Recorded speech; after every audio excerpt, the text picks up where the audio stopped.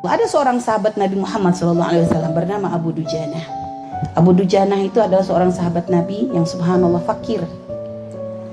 Beliau tuh rajin, kalau sudah sholat bersama Nabi rajin, sampai tuntas baru pulang. Tapi berapa hari dilihat oleh Nabi, dia tuh pulang sebelum waktunya Nabi berdoa. Padahal sahabat tuh kan doa Nabi kan dinanti dong. Doa Nabi kan kabul semua. Ini sahabat ini selalu pulang sebelumnya.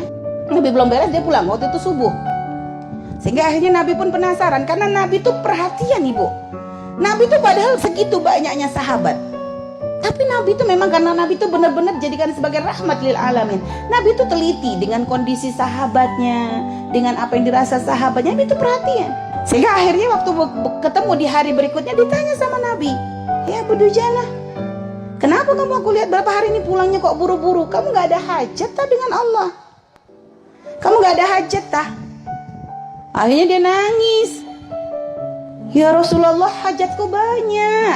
"Ya terus kenapa kamu buru-buru pulang? Kenapa nggak tenang dulu?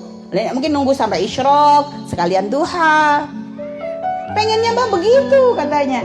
"Tapi ya Rasulullah, aku ada sebab." "Apa sebabnya?" katanya.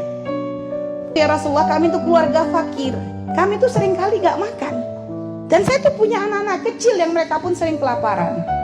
Waktu itu Abu Dujanah tuh mengatakan, "Pagi hari ketika aku pulang dari masjid ya Rasulullah, aku melihat anakku itu mengambil buah kurma yang jatuh, yang pohon kurmanya itu adalah milik tetanggaku." Jadi tetangganya tuh punya pohon kurma tuh lebat banget. Kalau pagi namanya buah tuh jatuhan di bawah kan gitu ya. Pagi itu kan buah tuh kan berjatuhan. Aku lihat waktu itu anakku kok ngambil buah-buah yang jatuh di bawah karena anak kecil lapar. Ya, jadi dia langsung main dimasukin aja ke mulutnya.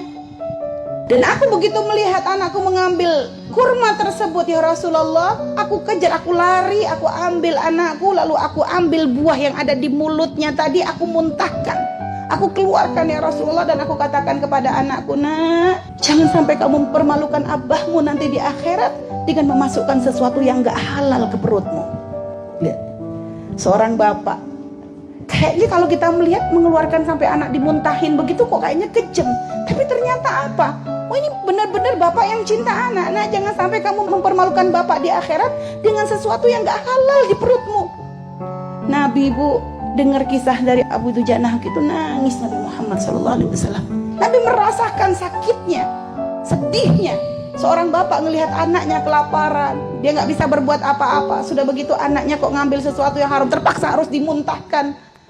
Padahal mungkin efeknya anak akan menangis, anak lapar. Setelah itu ya Rasulullah, aku ambil itu buah yang jatuh semuanya, aku berikan semuanya kepada tetanggaku. Dan aku minta maaf atas apa yang sudah sempat dimakan oleh anakku. Sehingga akhirnya aku tidak ingin kisah itu terulang ya Rasulullah. Makanya setiap pagi aku pulang dulu. Kenapa? Aku gak pengen anakku keburu bangun. Jadi sebelum dia bangun setiap pagi tuh aku pilihin tuh buah-buahnya tetanggaku, aku berikan kepada tetanggaku supaya nanti gak dilihat oleh anakku. Karena ibarat kalau sudah melihat tapi gak bisa makan tuh lebih ngenes. Karuan gak ngelihat kan begitu bu. Karuan gak ngelihat. Jadi ngelihat tapi gak bisa dapat tuh ngenes. Makanya begitu bela-belain pulang dulu, menjaga anak jangan sampai memasukkan sesuatu yang haram. Ya Allah, itu para sahabat Nabi kita Nabi Muhammad SAW. Sekarang berapa banyak orang tua yang katanya cinta dengan anak. Anak diberikan kemewahan, kasih HP, kasih motor, kasih makanan, tiap hari online makanan, GoFood, Gojek, semuanya dilakoni. Tapi kadang gak dilihat ini halal atau haram, halal haram terus. Yang penting anakku sehat, yang penting anakku senang, yang penting anakku bahagia. Berapa banyak orang tua kayak begitu. Tapi sahabat Nabi kita belajar dari situ. Akhirnya Nabi subhanallah, di kisah itu akhirnya Nabi coba nawar kepada tetangganya Abu Dujanah. Didatangi tetangganya Abu Dujanah yang ternyata adalah seorang munafik.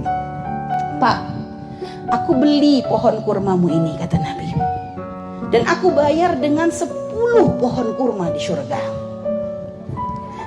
Dibalas dengan 10 pohon kurma di surga.